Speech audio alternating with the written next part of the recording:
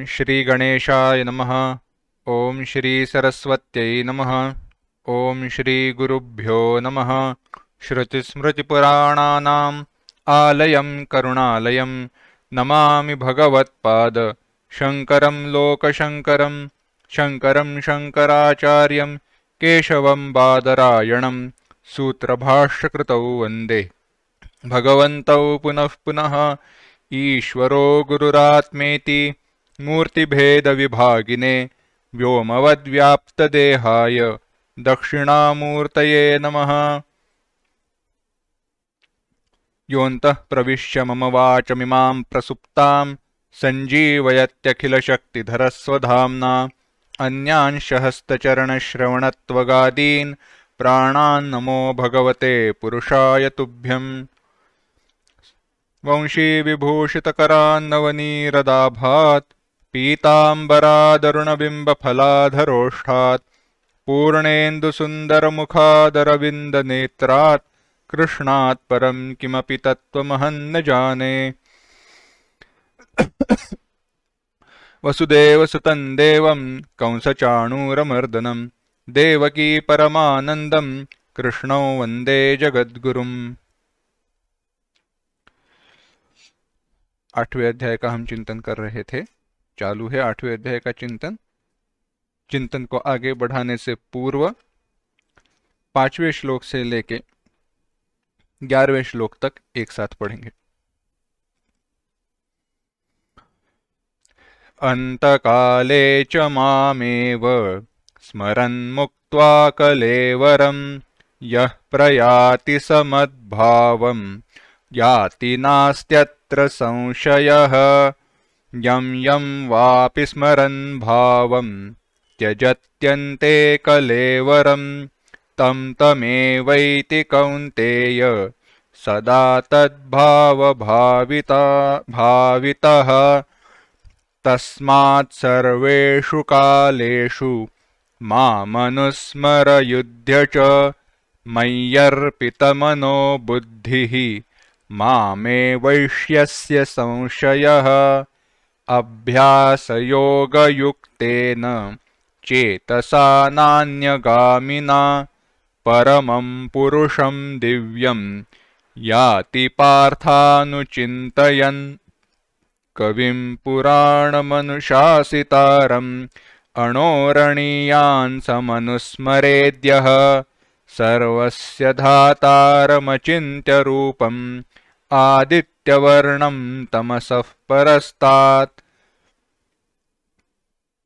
प्रयाणकाले मनसाचलेन भक्त्या युक्तो योगबलेन चैव भ्रुवोर्मध्ये प्राणमावेश्य सम्यक् सतं परं पुरुषमुपैति दिव्यम्। यदक्षरं वेदविदो वदन्ति विशन्ति यद्यतयो वीतरागाः।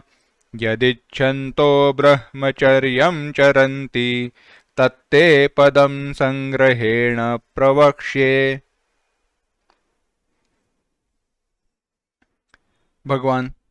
भगवान ने आखिरी अर्जुन के प्रश्न का उत्तर देते हुए कहा, जब प्रश्न पूछा गया कि जो नियत आत्मा है, जिन्होंने अपने मन को नियंत्रित किया है, संयत किया है, ऐसे लोग जब आपका ध्यान करते हैं तो आपका ध्यान कैसे करते हैं और किस प्रकार से ध्यान करते हुए वह आपको प्राप्त होते हैं। तो भगवान ने कहा कि बात ऐसी है कि अंतकाले च मामेव स्मरन् मुक्त्वा कलेवरम, वहां से उपदेश शुरू किया कि अंतकाल में जो मेरा ध्यान करता है, मेरा भजन करता है, मेरे ऊपर अपना मन एक कर देता है, जहां पे न अन्य चिंतन, कुछ भी दूसरा विचार वह नहीं करता, ऐसे विचार करने वाला व्यक्ति मुझे आकर प्राप्त होता है। अच्छा, बात तो समझ में आई। परंतु आपका ध्यान करते हैं यानी क्या करते हैं, कैसे करते हैं, तो किस प्रकार से ध्यान करना चाहिए। तो कहा कि अगर ध्यान करना है तो पहले तो अभ्यास योग युक्तेन चेतसा नान्यगामिना, अभ्यास योग के द्वारा युक्त जिसका मन है, और अभ्यास योग इसका अर्थ बताया गया कि एक ही जगह पर चित्त की एक होने की, एकाग्र होने की जो क्षमता है, इस क्षमता के द्वारा न अन्यगामिना चेतसा, कहीं जो विषयों में मन जा नहीं रहा है ऐसे मन के द्वारा परम पुरुष का ध्यान करने वाला व्यक्ति उसको प्राप्त होता है। पर परम पुरुष है कैसा? अब यह प्रश्न निर्माण होने पर कहा गया कि परम पुरुष कैसा है, तो कहा गया कविम पुराण अनुशासितारम, कैसे है? क्रांतदर्शी है, सर्वज्ञ है, पुराण है, पुरापि नवः, पुराना है फिर भी नव है। पुराण, यह जब कहा गया तो इसका संदर्भ आगे आएगा तब देखेंगे। तो कोई हमारे व्यक्ति है तो उन्होंने कहा कि शब्दों के जो अर्थ है निरुक्त में, तो यास्काचार्य जी ने बड़ी सुलभता की है। तो उन्होंने कहा है कि अक्षरों के द्वारा अगर अक्षरों को लेकर किसी शब्द के अर्थ की व्युत्पत्ति हो सकती है और वह अर्थ संदर्भ में विषय के द्वारा लागू है, तो उस अर्थ को मानना चाहिए, वह अर्थ गलत नहीं होता। जो वैयाकरणी है वह इसको उतना नहीं मानते, परंतु निरुक्त यास्काचार्य जी ने इसका विश्लेषण किया हुआ है। यह व्याकरण का विषय है, अलग है, शब्द व्युत्पत्ति शास्त्र का है, वेदों से युक्त है, इसका संदर्भ बाजू में रखते हैं, परंतु पुराण इस शब्द पर आते हैं। पुराण, पुराण 3 अक्षर है। तो पु यानी पुनः, रा म्हणजे रा मतलब रमणम, पु यानी पुनः, राम माने रमणम या रति। न, ण का है नकार, यानी जिसमें पुनः, जिसका ध्यान करने पर पुनः रमणम न, फिर से संसार में रमण वह व्यक्ति नहीं होता है, ऐसा जो है वह है पुराण।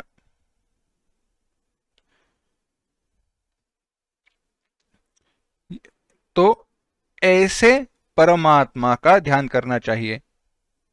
तो आगे कैसे करना चाहिए, किस प्रकार स्मरण करता हुआ उसे प्राप्त होता है? तो कहा प्रयाण काले च मनसा चलेन भक्त्या युक्तो योग बलेन चैव, योग बल के द्वारा मन को इकट्ठा करके भ्रू और मन्य आज्ञा चक्र जो है भ्रुकुटियों के बीच में प्राणों को एक करके ध्यान का वगैरह प्रक्रिया बताई। अब यह सब बताने के बाद जो प्राप्त होने वाले योग्य है, वह प्राप्त होने योग्य ब्रह्म का प्रतिपादन आगे भगवान ने किया। भगवान आगे किस प्रकार से ब्रह्म का प्रतिपादन करते हैं, बताते हैं। तो भगवान कहते हैं यदक्षरम वेद विदो वदंती। अब यहाँ पे परमात्मा से सगुण रूप से निर्गुण रूप तक, निर्गुण रूप से परब्रह्म तक आने का हेतु यह है क्योंकि प्रश्नों की और उपदेश की जो शुरुआत है वह शुरुआत अक्षर से हुई थी। अक्षरम ब्रह्म परमम स्वभावोध्यात्म उच्यते। उपक्रम और उपसंहार एक होना चाहिए। तो जिसका ध्यान करना है वह ध्येय भी ब्रह्म है और वह ध्येय के साथ साथ ज्ञेय भी ब्रह्म है। जिसकी उपासना करनी है, ध्यान करना है, वह भी ब्रह्म है और जिसको जानना चाहिए वह भी ब्रह्म है। इसीलिए यहां पे भाष्यकार ने आदि शंकराचार्य जी इस श्लोक के संदर्भ में, कौन से, यदक्षरम वेद विदो वदंती, इस श्लोक के संदर्भ में इच्छन्ति आया ना, यदक्षरम वेद विदो वदंती यदि विशन्ति यद्यतयो वीतरागाः यदिच्छन्तः ब्रह्मचर्यं चरन्ति। यद इच्छन्तः, इच्छन्तः माने इच्छा करते हुए, पर इच्छा क्या, इच्छा को कुछ तो विशेषण होना चाहिए ना। मैं इच्छा करता हूं, अरे इच्छा करते हो बात सही है, इच्छा करते हो समझ लिया, पर इच्छा का है क्या किसकी? मैंने अगर कहा पानी की इच्छा, पानी की इच्छा माने क्या? पानी प्राप्त करने की इच्छा, पानी बनाने की इच्छा, पानी बेचने की इच्छा, पानी खरीदने की इच्छा। कुछ तो क्रिया चाहिए ना जो एक कोई अर्थ प्रकट कर सके। तो आदि शंकराचार्य जी भगवान भाष्यकार कहते हैं ज्ञातुम इच्छन्ति। अब जिसकी उपासना हो गई है उसका ज्ञान प्राप्त हो, उसका ज्ञान प्राप्त हो, वह उनकी इच्छा है। और उसके लिए ब्रह्मचर्यम चरंती, ब्रह्मचर्य गुरौ चरंती। कठोपनिषद में गुरुकुलवासादि लक्षण, यानी गुरु के पास जाकर उनकी सेवा करते हुए उनके द्वारा वह ज्ञान वो प्राप्त करते हैं। इस बारे में आगे हम विचार कर रहे थे कि यह अक्षर ब्रह्म जो है वह ओमकार के द्वारा बताया गया था। जो ओमकार का ध्यान करता है वह अक्षर ब्रह्म को प्राप्त होता है। इस संदर्भ में एक जो विचार किया था उसको फिर से दोहराते हैं। ओमकार ब्रह्म का वाचक है, ऐसे हमने देखा। जब कोई भी शब्द वाचक होता है तो उसका कोई ना कोई वाच्य होता है। संबंध क्या है? वाच्य वाचक संबंध। और यह हमारे व्यवहार में भी लागू है, पर कभी हम इस दृष्टि से विचार नहीं करते। उदाहरण बताते हैं। मैं कहता हूं आम, या कहता हूं चंदन,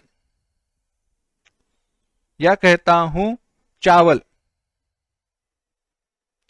अब जब आप इन शब्दों को सुनते हैं, चंदन हो, आम हो, चावल हो, तो आपके मन में किसका ज्ञान होता है? उन शब्दों का ज्ञान होता है या उन शब्दों के द्वारा निर्दिष्ट वस्तु का ज्ञान होता है? मन में प्रकट होती है वह निर्दिष्ट वस्तु, उसके द्वारा जो भी वस्तु का निर्देश किया गया है वह। अब यह तो हम बड़े हो गए हैं इसलिए पता है, पर छोटे बच्चों के लिए कैसे हुआ है?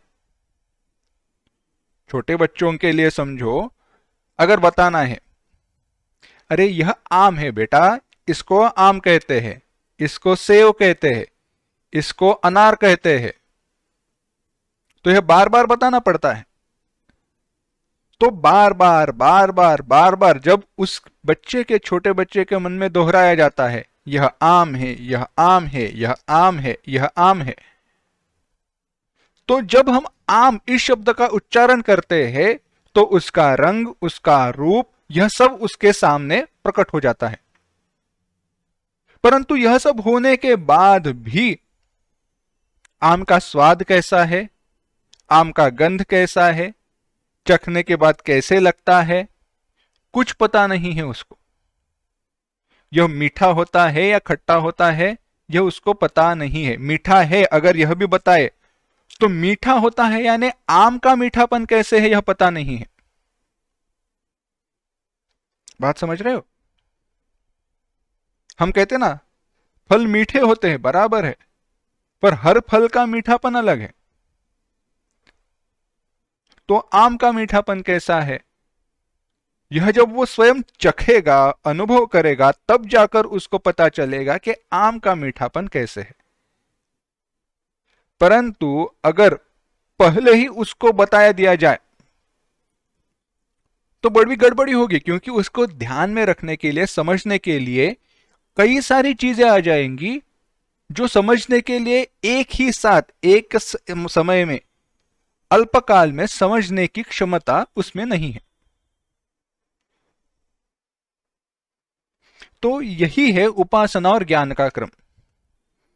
जो ज्ञेय वस्तु है वही उपासना के रूप में पहले बताई जाती है और उसी को बाद में ब्रह्म ज्ञान के रूप में बताया जाता है। इसीलिए हमने विचार किया था कृतोपास्ति और अकृतोपास्ति।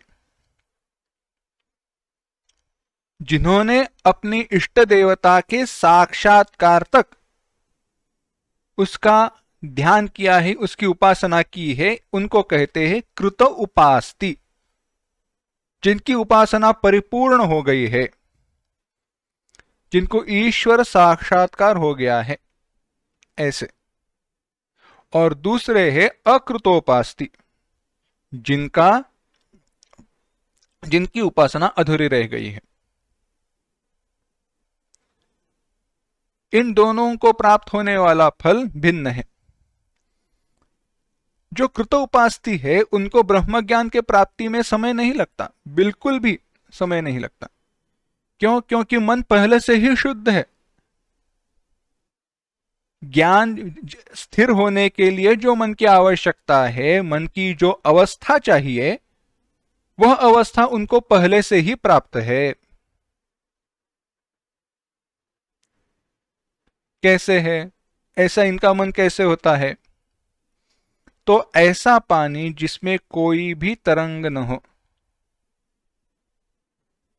तालाब में देखो, तालाब का पानी अगर स्थिर हो, उसमें लहरें न हो, तो ही उसमें प्राप्त होने वाला जो प्रतिबिंब है, प्रतिच्छाया है, वह अच्छे से दिख पाती है, वह अच्छे से हम देख सकते हैं। वरना वो हम ठीक से नहीं देख पाते, है ना। अगर उसको ठीक ठीक से देखना है तो प्रतिबिंब जो है वह लहरों के बिना पानी का पृष्ठ रहना चाहिए,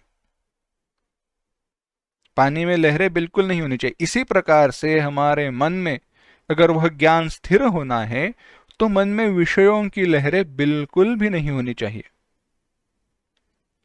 यह कब प्राप्त हो सकता है? यह तभी संभव है जब तक कृत उपास्ति अवस्था तक हमारा ध्यान हो चुका है, हम जा चुके हैं।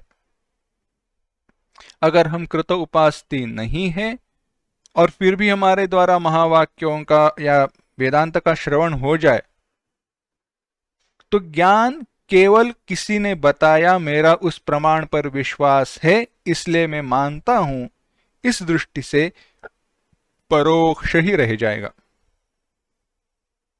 श्रद्धा के साथ रह जाएगा, परंतु स्वानुभव युक्त नहीं रहेगा। ज्ञानम तेहम सविज्ञानम इदम वक्ष्याम्य शेषतः यज्ञात्वा नेह भूयोन्यत ज्ञातव्यम अवशिष्यते। 7वें अध्याय के वक्त हमने चिंतन किया था, 7वें या 5वें अध्याय के जो वक्त हमने देखा था कि अनुभव संयुक्त ज्ञानम, अनुभव से युक्त हो जाए वह ज्ञान, तो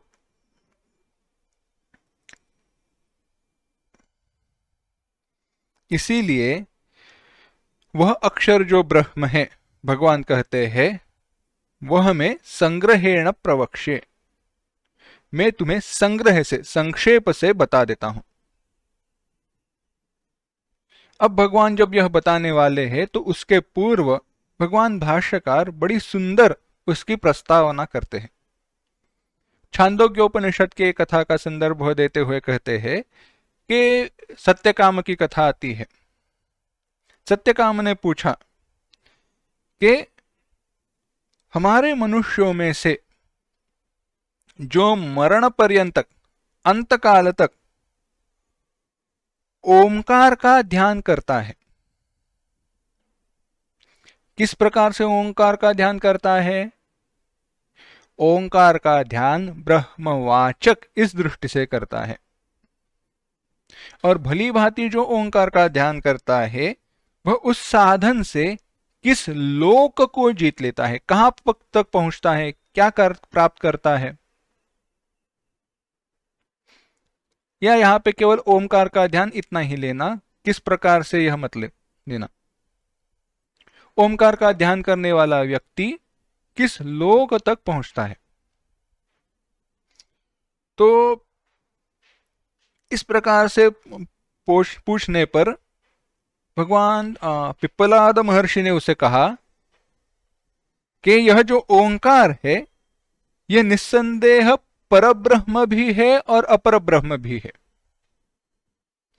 ये परब्रह्म भी है और अपर ब्रह्म भी है। अपर ब्रह्म क्या है? अपर ब्रह्म क्या है? संदर्भ हमने देखा है, सगुण निर्गुण इस दृष्टि से हमने देखा है, कारण ब्रह्म कार्य ब्रह्म इस दृष्टि से देखा है।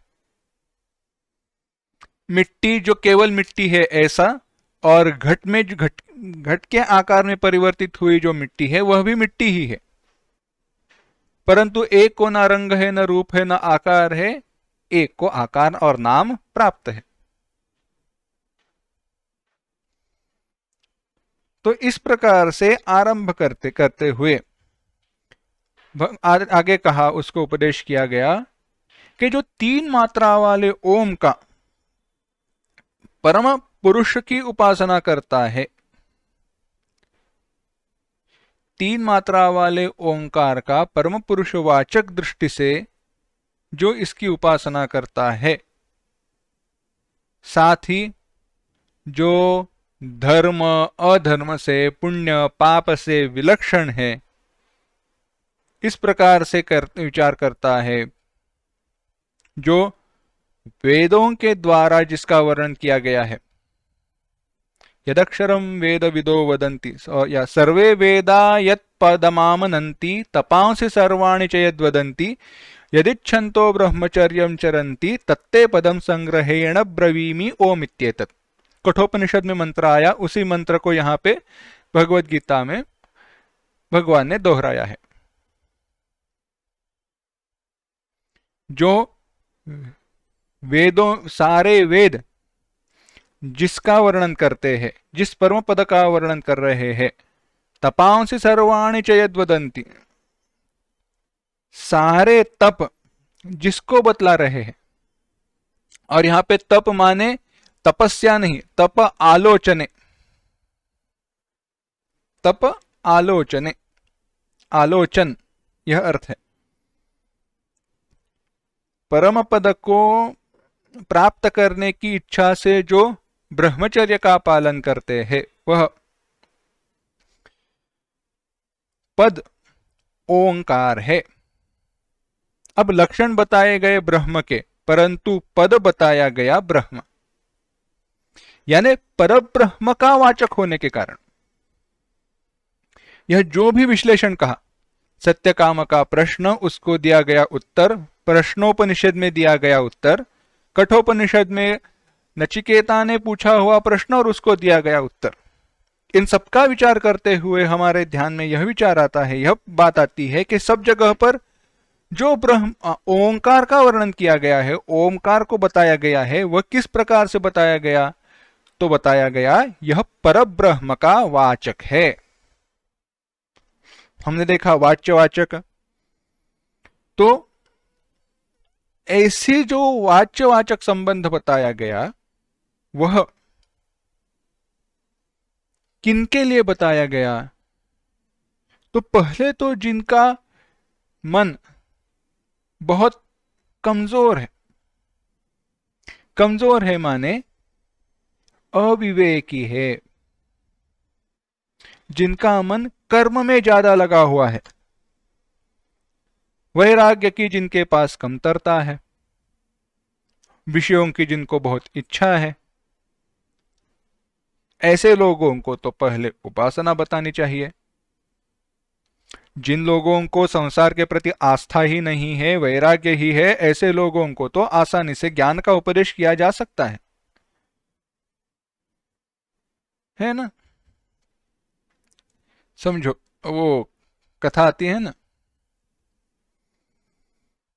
कैसे है संसार की आसक्ति, या इसका इस संदर्भ में बताया गया, एक गुरुजी थे, चातुर्मास यानी अपने आषाढ़ और श्रावण सन्यासी थे, यह 2 महीने एक ही जगह पर रहा करते थे, और उनका एक नियम था कि उन 2 महीनों के समय में वह एक विवक्षित गांव है, उसी गांव में उनका चातुर्मास हुआ करता था। वह 2 महीने वहीं पे रहकर उपदेश करो, कोई ग्रंथ पढ़ाओ वगैरह चलता था। एक युवक था, हर साल उनके पास जाता था, उन्होंने किए हुए उपदेश का पालन करता था, आचरण किया करता था। उसकी प्रगति को देखकर गुरुजी बहुत खुश थे। एक दिन गुरुजी ने कहा, मेरे मन में तो इच्छा है, तुम अब तैयार हुए हो, ज्ञान का अंतिम उपदेश करने के लिए तुम लायक हो गए हो, ऐसा मेरा मानना है। चलो मेरे साथ चलो, मैं तुम्हें संन्यास दीक्षा ग्रहण कराता हूं। तो युवक ने कहा, आपकी बात तो सही है, पर मेरे परिवार वाले, मेरे माता पिता, मेरी पत्नी, मेरे बेटे इत्यादि। गुरुजी ने कहा, उनको लेकर क्या करना है, छोड़ दो उनको, वो तो साथ में नहीं आने वाले हैं ना। कौन कहां तक साथ में आता है। हमारे गुरुजी कहते हैं, हमारे साथ में मृत्यु के बाद हमारे साथ में क्या आता है, पत्नी घर के दरवाजे तक, सगे संबंधी शमशान तक, सबसे ज्येष्ठ पुत्र चिता तक, शरीर जलने तक। उसके बाद क्या, उसके बाद तो हमारा कर्म ही हमारे साथ आता है। तो इनको लेकर तुम कैसी चिंता और क्या विचार करते हो, क्यों फंसे हुए हो इनके चक्कर में, छोड़ दो इनको। पर युवक माना नहीं। गुरुजी को समझा अभी भी थोड़ा प्रतिरोध बाकी है, थोड़ा प्रतिबंध है। शुरुआत हुई थी चातुर्मास की, तो उनके पास 30-40 दिन थे। गुरुजी ने कहा, एक काम करना, हर रोज मेरे पास आना, मैं कुछ आपको तुम्हें योग की क्रियाएं सिखाता हूं, सीख लेना, बाद में विचार करते हैं। युवक ने कहा, ठीक है। तो कुंभक लगाना गुरुजी ने उसको सिखा दिया। श्वास का निरोध करो और प्रेत की तरह पड़े रहो। सिखाते सिखाते सिखाते बड़े लंबे समय तक सांस रोककर रुकने का सामर्थ्य उसको प्राप्त हुआ, तुरंत प्राप्त हुआ। कथा के लिए समझो 30 दिनों में प्राप्त हुआ। कथा के लिए सब कुछ संभव है। तो आखिरी दिन था, आखिरी दिन की कथा समाप्त हुई।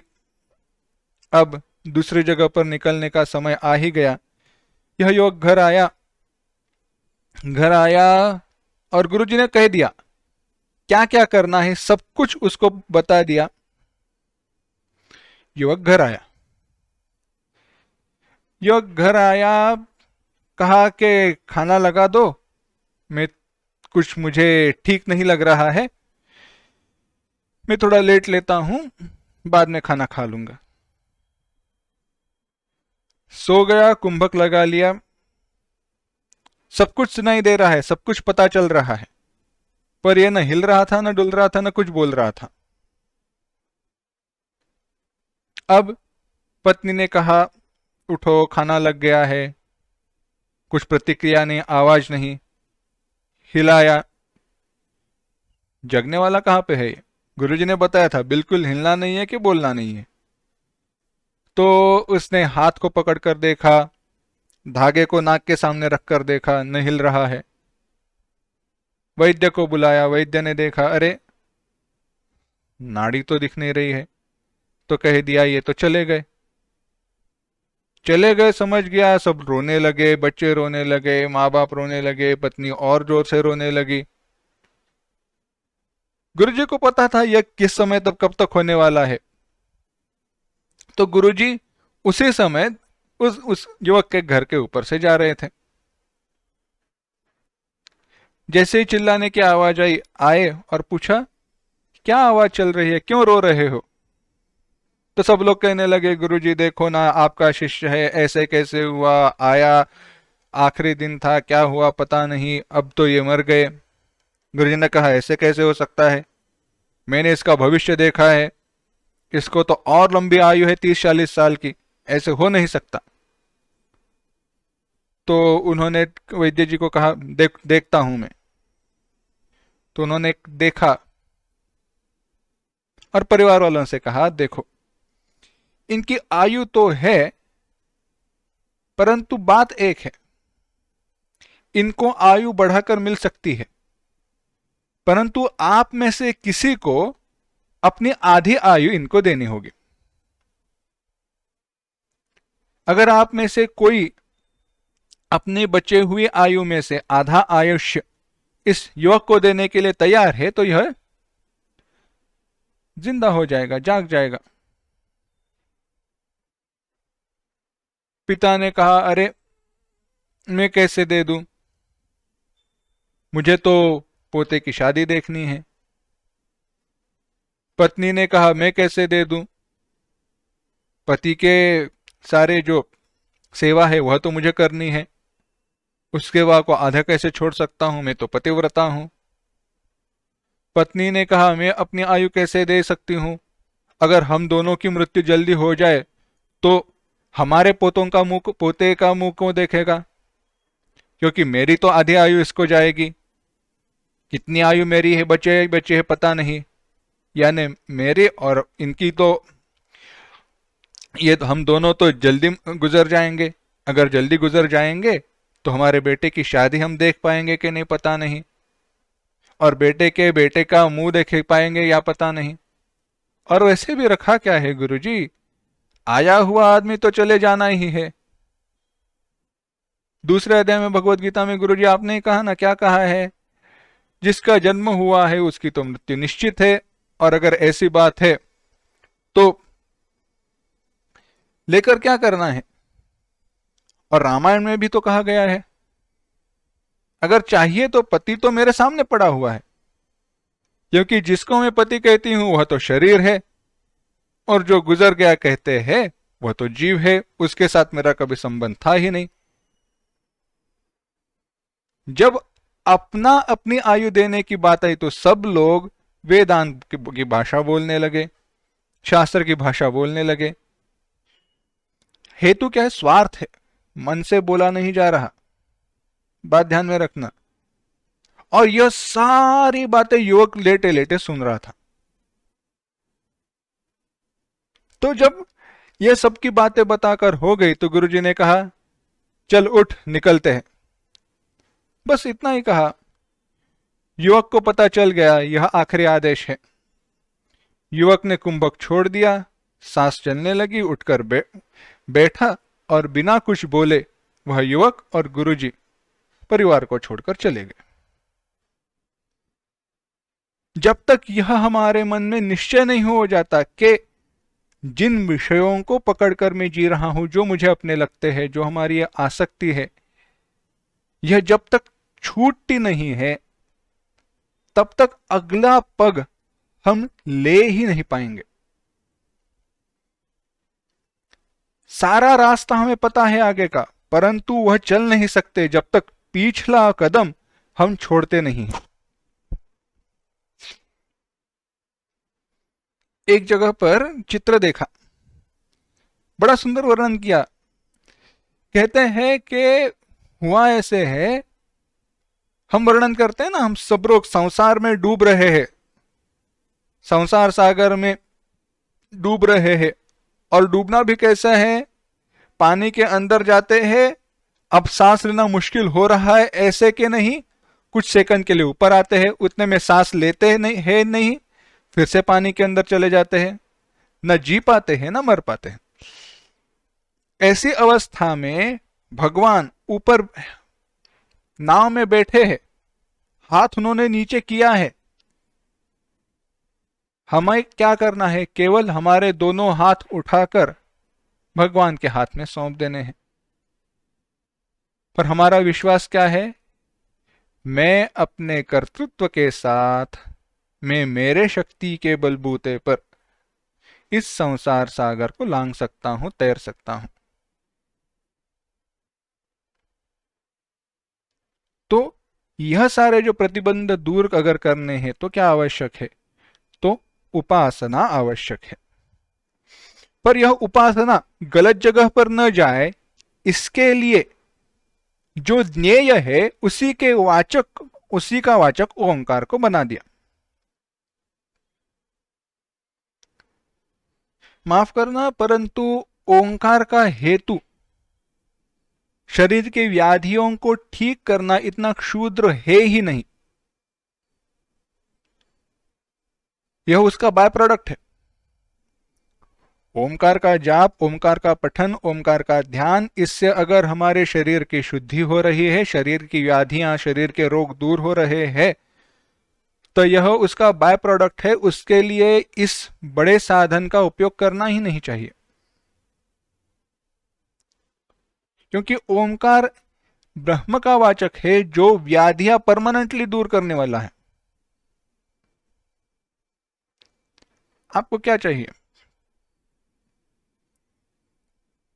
परमानेंट या इम्परमानेंट? हमेशा के लिए उनको दूर करना है या केवल इस जन्म के लिए दूर करना है, कुछ अल्पकाल के लिए दूर करना है? विषय भिन्न है। वापस हमारे मुख्य विषय पर आते हैं। तो यह परब्रह्म का वाचक जो है, तो परब्रह्म परमात्मा के प्राप्ति के साधन के रूप में इस ओंकार की उपासना बताई दी गई, जो कालांतर में मुक्ति देने वाली है। कैसी? कालांतर में, तुरंत नहीं। और ऐसे कहते हुए भगवान भाष्यकार निर्देश करते हैं कि कविम पुराण मनुशासितारम, इस प्रकार से जब प्रतिपादन किया गया परम पुरुष का, कविम पुराण मनुशासितारम, इस प्रकार से जब प्रतिपादन किया गया, तो उस परब्रह्म के प्राप्ति का जो उपायभूत ओंकार है, मैं फिर से पीछे जा रहा हूं क्योंकि यह विचार जब तक हमारे मन में स्पष्ट नहीं होता, आगे बढ़ने से कोई फायदा नहीं है। तो यह जो उपायभूत ओंकार है, जो परब्रह्म का वाचक है, जो भगवत गीता में भी बताया गया, वह भी कालांतर में मुक्ति रूप फल देने वाला है। और कालांतर में मुक्ति रूप फल देने वाला है, इसका अर्थ क्या है? इसका अधिक स्पष्टीकरण विश्लेषण बाद में आएगा, परंतु केवल एक संदर्भ बता देता हूं। सिद्धांत क्या है, विषय क्या है, वह बता देता हूं। मुक्ति की प्राप्ति दो प्रकार से बताई गई। विषय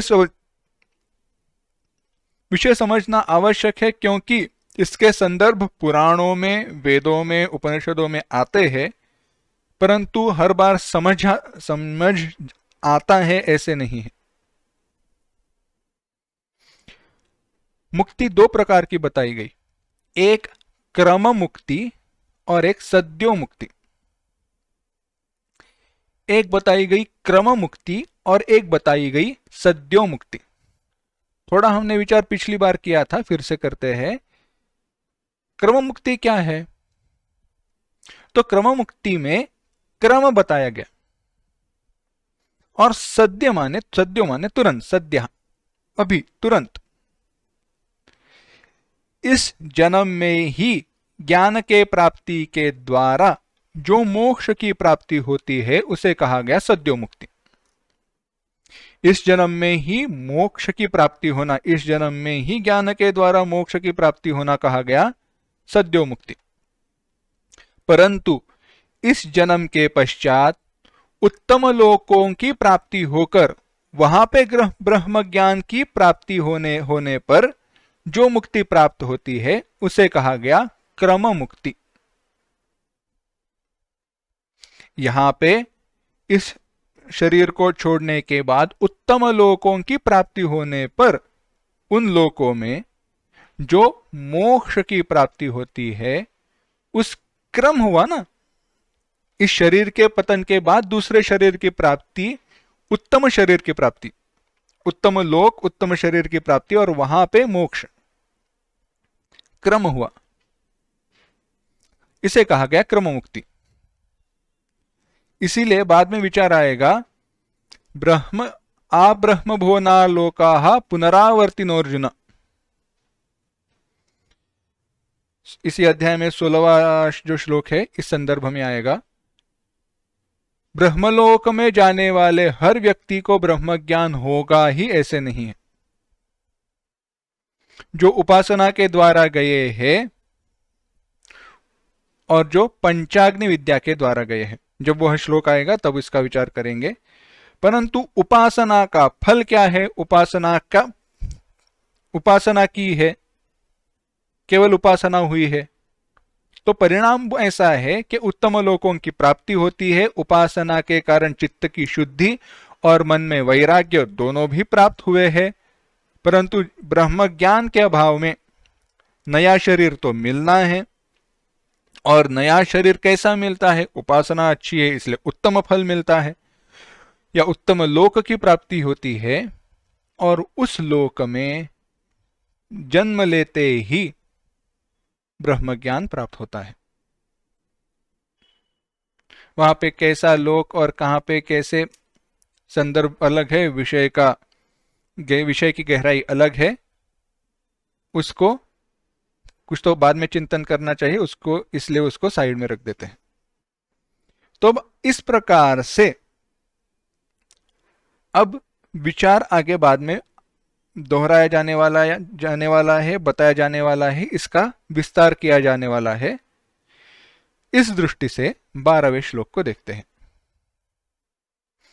विचार क्या है? या एक बैकग्राउंड या एक मन में विचार रखना, ध्यान रखना कि उपासना का संदर्भ है। देखना 12वां श्लोक। सर्वद्वाराणि संयम्य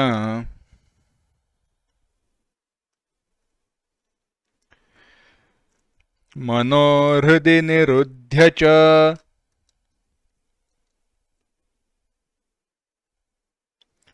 मूर्ध्याधायात्मनः प्राणम्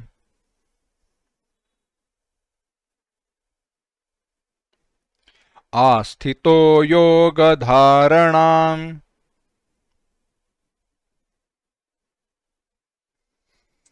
एक साथ। सर्वद्वाराणि संयम्य मनोहृदि निरुध्य च मूर्ध्याधायात्मनः प्राणम् आस्थितो योगधारणाम्। तो कहते हैं सर्वद्वाराणि संयम्य च मनः हृदि निरुध्य। सर्वद्वाराणि यानी सारे जो द्वार है, विषयों के उपलब्धि के जो साधन है, यानी ज्ञानेन्द्रिय और कर्मेंद्रिय, उनको संयम्य, उनका नियमन करके, उनका निग्रह करके, मनो हृदि निरुध्य च, मन को हृदय यानी बुद्धि में उसका निरोध किया हुआ है। यहां पे हृदय इसका अर्थ योग के दृष्टि से बताया गया है, जब अगला विचार करेंगे तब देखेंगे। मूर्ध्नि आधाय, मूर्ध्नि आत्मनः प्राणम आधाय। मूर्ध्नि मस्तक में,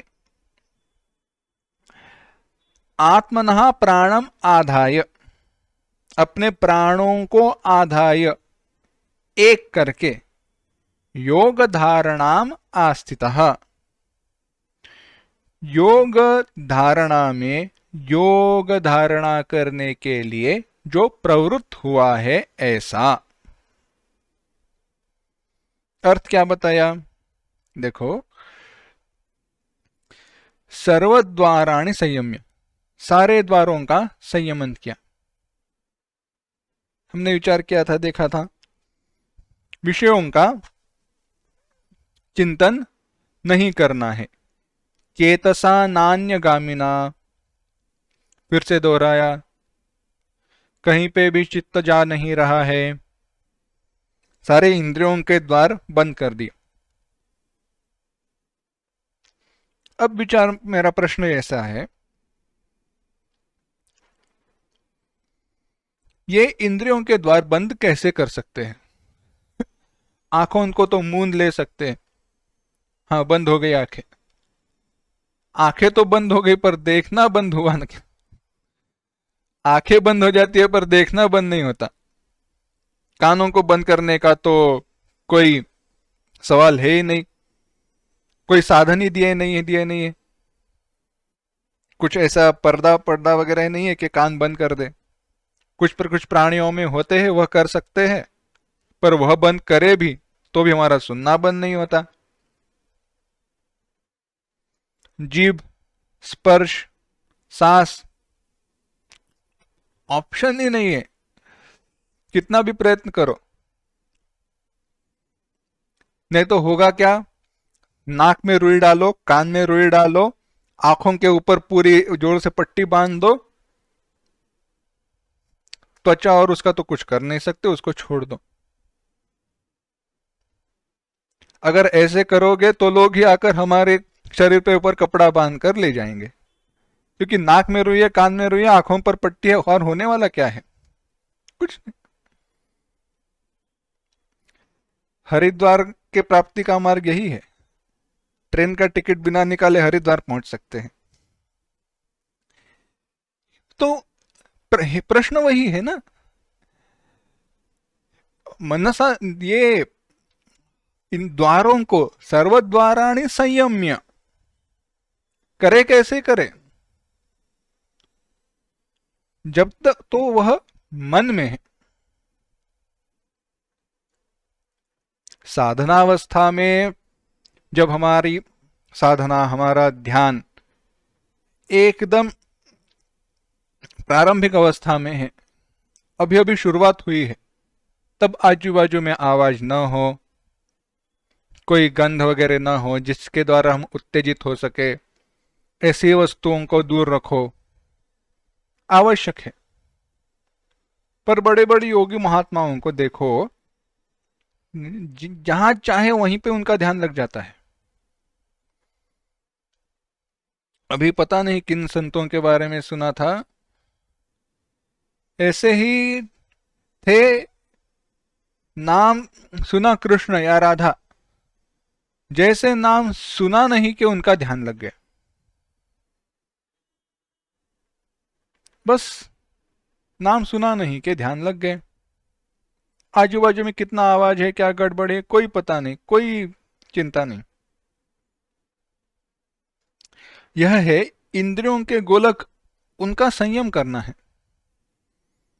वह संयम किसके द्वारा हो सकता है? तो मन के द्वारा हो सकता है। तो अब यह तो हुआ, यानी करना क्या है? तो भाष्यकार कहते हैं कि मन के द्वारा चिंतन करना छोड़ दो। मन के द्वारा चिंतन करना छोड़ दो, उसको रिडायरेक्ट, उसके प्रवाह को बदल दो, उन विचारों की दिशा को उस व्यवधान के सहायता से ही बदल दो। यानी क्या करना है? ध्यान के लिए बैठे हैं, दरवाजे की घंटी बजी, हमारे मन में विचार थे, अब कौन आया मरने के लिए? जैसे कि इनको लगता है कि पूरे दुनिया को पता है यह ध्यान के लिए बैठे इस वक्त। नहीं, पर हमारे तो मन में गुस्सा आता है, बात जाहिर है, सही बात है, गुस्सा आएगा ही, कभी ना कभी तो मन में आता है कि अरे कभी तो शांति से हम ध्यान के लिए बैठे, कभी तो हमारा निधिध्यासन ठीक से हो, कभी तो हमारा जाप ठीक से हो। पर अगर जब वह आवाज आता है तो इस प्रकार से विचार करना चाहिए, जो आवाज सुनने वाला है वह मैं नहीं। अगर मुझे आवाज सुनाई दे रही है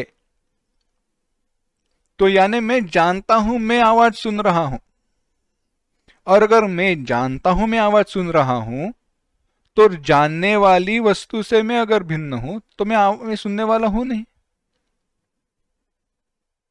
इस प्रकार से तो सुनने, क्योंकि मैं तो ब्रह्म हूं, इस प्रकार से उसी आवाज को लेकर मन को एक करना है। जो भी विषयों के विचार आते हैं, विषयों से परावृत्त करके मन बार बार बार बार आत्मा की तरफ मोड़ना चाहिए। पर यह करते वक्त जिस मन के द्वारा यह करना चाहिए, यह मन तो हाथ में आता नहीं है, क्योंकि मन संकल्प विकल्प ऐसे वैसे ये वो विचार करते रहता है, कभी तो शांत बैठता नहीं है। तो संकल्प विकल्प से उस मन को रहित करना चाहिए।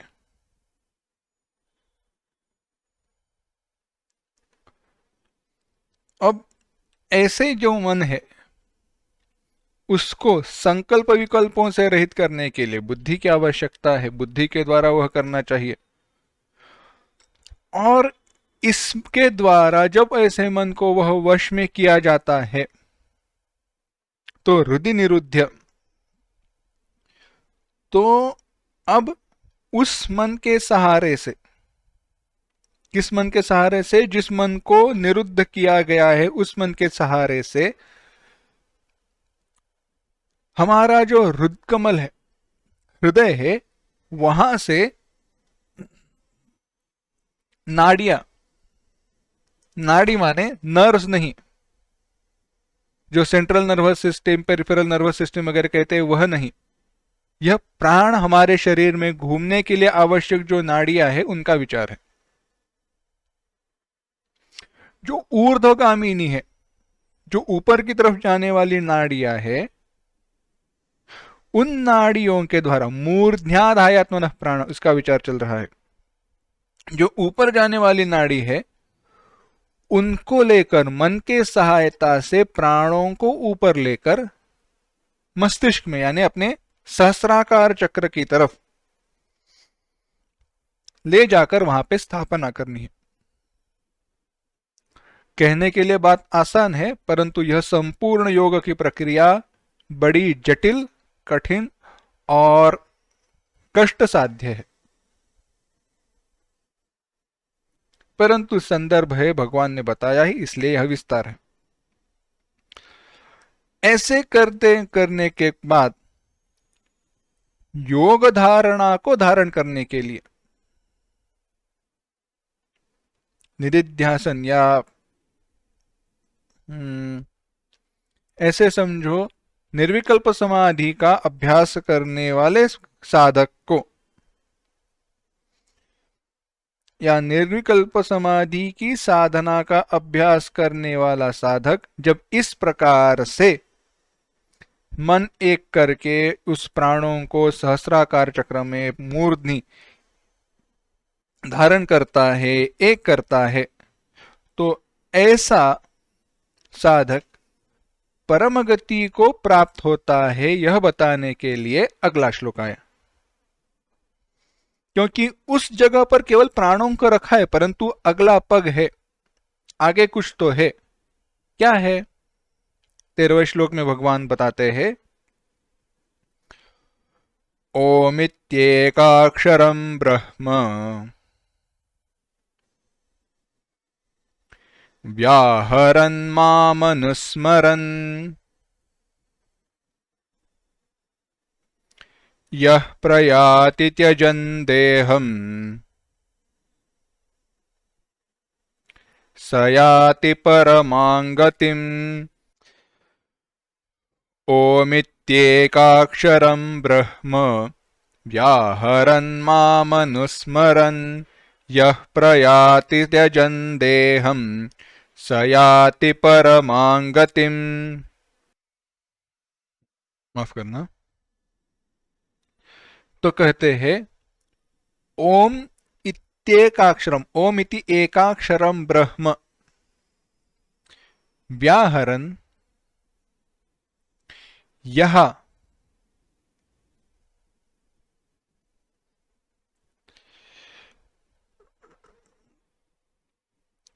माम अनुस्मरन् प्रयाति। माम अनुस्मरन् प्रयाति। यह ओमित्येकाक्षरं ब्रह्म व्याहरन् माम अनुस्मरन् प्रयाति सः देहं त्यजन् परमां गतिं याति।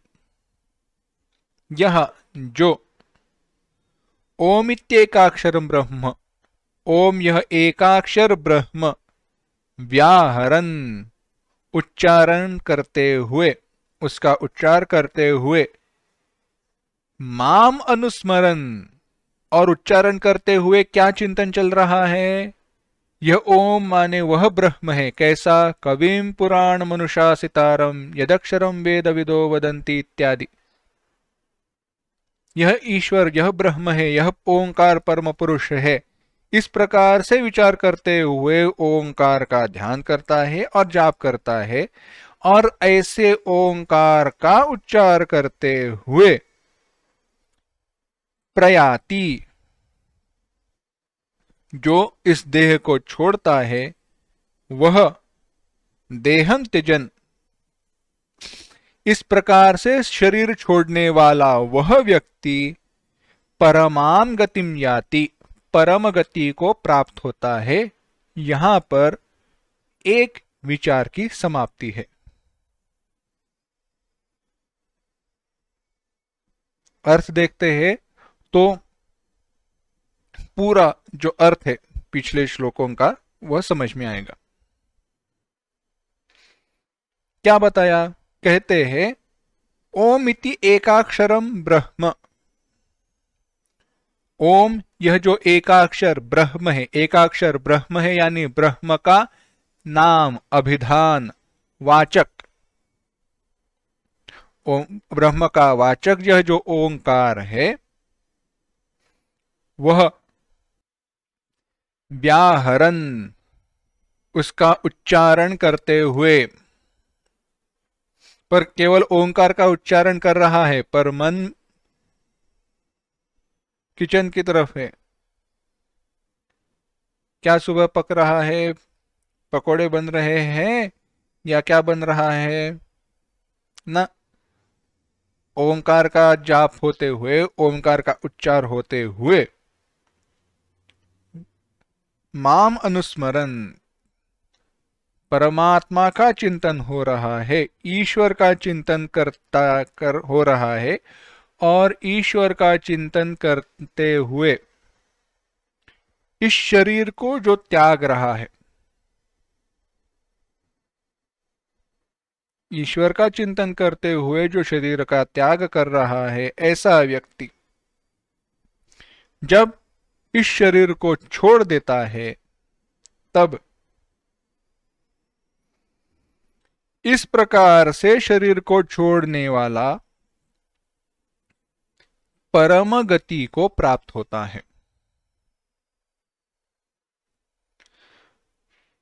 तो अब उल्टा जाते हैं।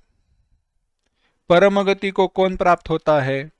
परम गति को वह व्यक्ति प्राप्त होता है जो इस शरीर को छोड़ते वक्त ओमकार का जाप कर रहा है, ओमकार का उच्चारण कर रहा है, जाप नहीं, ओमकार का उच्चारण कर रहा है, और ओमकार का उच्चारण करते हुए ओमकार के द्वारा उसका जो वाच्य परमात्मा है उसका ध्यान चिंतन कर रहा है।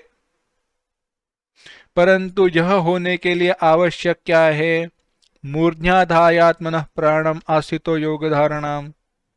क्योंकि मुंह से तो बोल रहे हैं ओम, पर मन में चल रहा है कौन? कुछ भी हो सकता है। ऐसे नहीं, मन में विषयों का चिंतन नहीं हो रहा है, मन में विषयों का विचार नहीं है, मन में केवल और केवल जो इष्ट परमात्मा है उसी का चिंतन हो रहा है।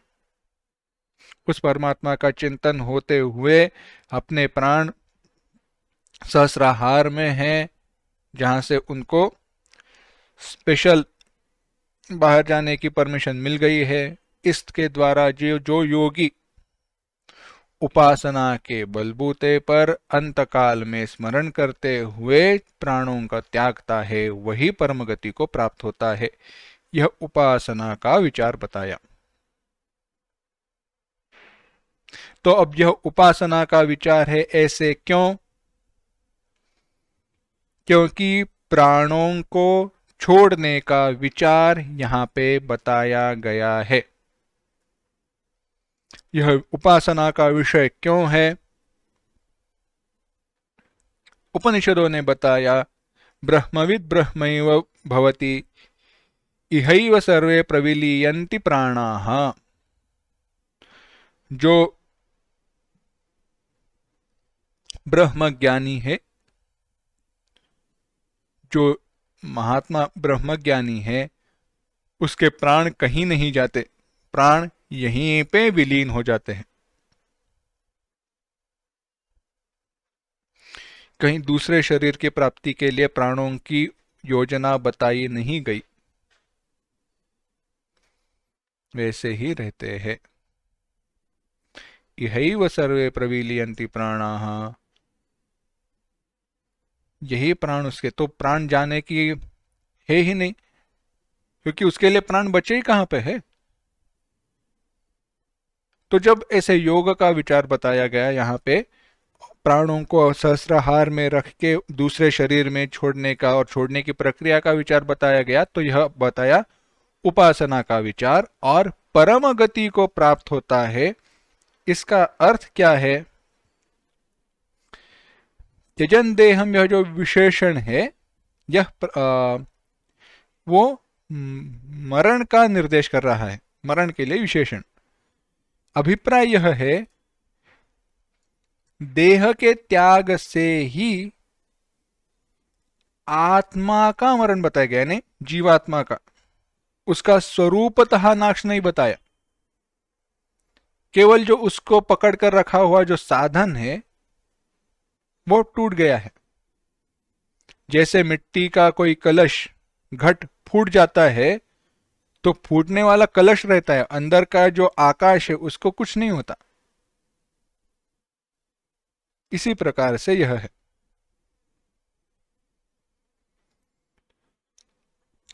ऐसे ही दूसरे व्यक्ति के बारे में अब भगवान बताने वाले हैं कि जो अनन्य चेता है, जो नित्य मेरा स्मरण करता है, उसके लिए मेरी प्राप्ति सुलभ है। यह कैसे है, इसका विस्तार हम अगली बार देखेंगे, परंतु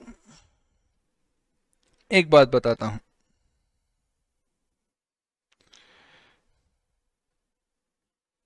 यह जो उपासना और इन सब का विचार बताया गया है, यह एक दृष्टि से आवश्यक है और एक दृष्टि से उपासना से परावृत्त करने वाला भी है। होता ऐसे है, बताता हूं। हमारा मन किसी चमत्कार की तरफ आकृष्ट होता है। ध्यान में बैठा था, प्रकाश दिखा, ध्यान में बैठा था, रंग दिखे, परिणाम हो सकता है, ध्यान का फल है, जरूर है, परंतु उस फल का मोक्ष से कोई लेना देना नहीं है।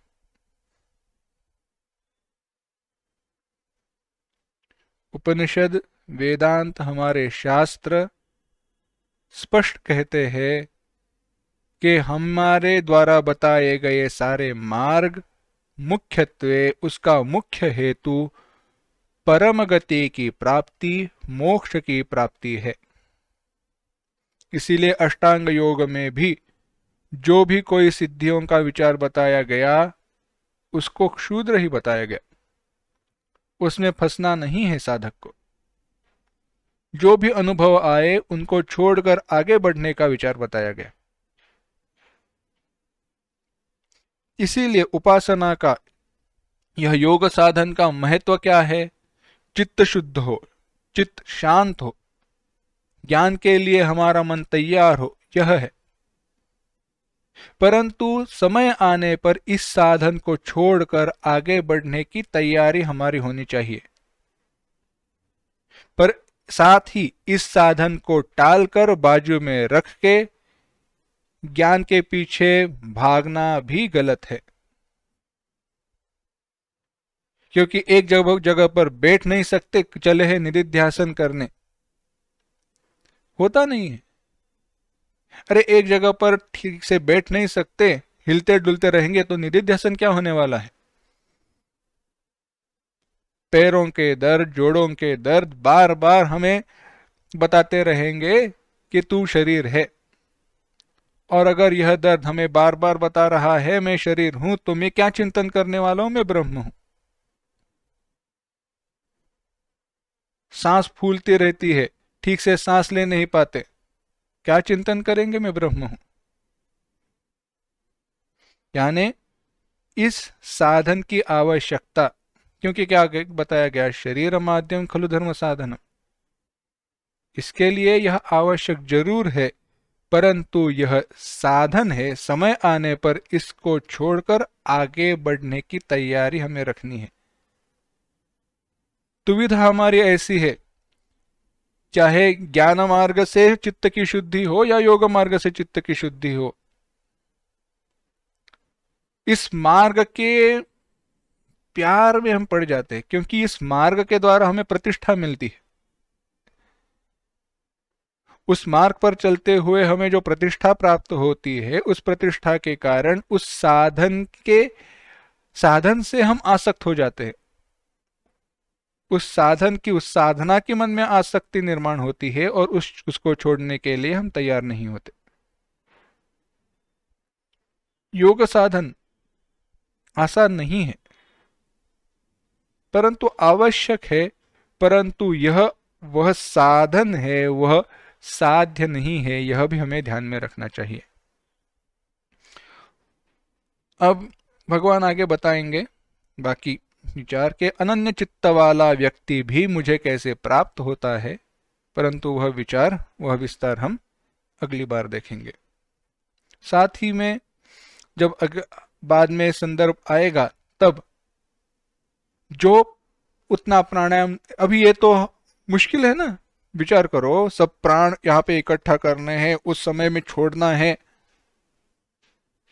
अरे हमारा कुंभक लगते लगते समय चला जाता है, अच्छे से प्राणायाम करते करते समय चला जाता है, ठीक से प्राणायाम हो नहीं पाता है।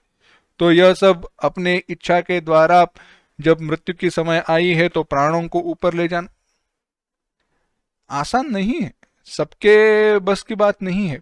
इसलिए इसका अर्थ यह तो नहीं है कि कोई भी नहीं कर पाएगा। यह एक मार्ग है, जो कर पाते हैं उनको करना चाहिए, जो नहीं कर पाते उनके लिए इसके जैसा ही दूसरे मार्ग बाद में बताए जाने वाले। केवल यही मार्ग है ऐसे नहीं है, इसका भी विस्तार देखेंगे। वह मार्ग भी क्या है, जैसे जैसे आगे अध्याय आएंगे, संदर्भ आएगा, देखेंगे। परंतु अभी यहीं पे रुकते हैं। ओम असतो मा सद्गमय, तमसो मा ज्योतिर्गमय, मृत्योर्मा अमृतंगमय। ओम शांति शांति शांति। हरि ओम। श्री गुरुभ्यो नमः। हरि ओम। नमो नमो नमः।